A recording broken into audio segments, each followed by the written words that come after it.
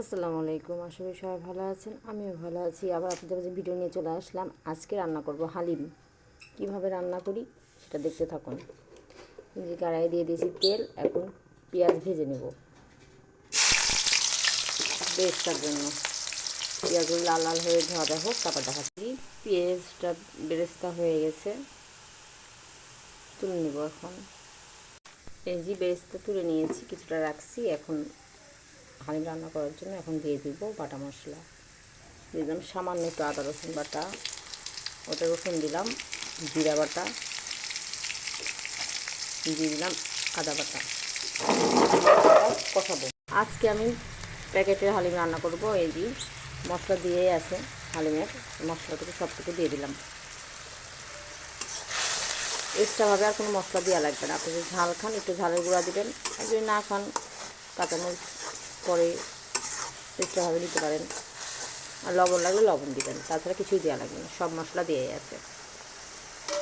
আর মশলাটা কষে গেলে মাংস দিয়ে দেবো।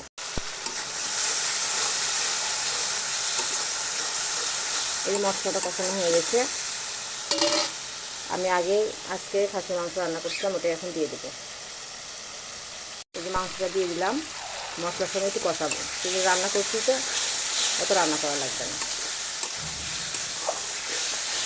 সামান্য কিছুক্ষণ কষাবো, তাহলে হয়ে যাবে। এই যে হালিম আমি আগে থেকে গরম পানি দিয়ে ভিজিয়ে রাখছিলাম। এই যে মাংসটাও হয়ে গেছে, তেল উঠে আসছে। এখন হালিমগুলো সব দিয়ে দেবো, মিক্স করবো সাথে মাংসের সঙ্গে। এই যে দিয়ে দিলাম হালিমগুলো, এখন এর সঙ্গে মিক্সড করবো।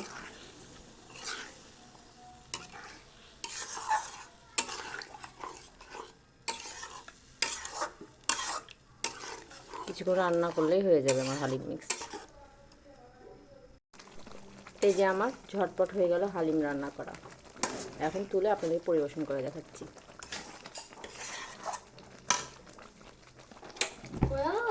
এই যে আমার হয়ে গেল হালিম মিক্স।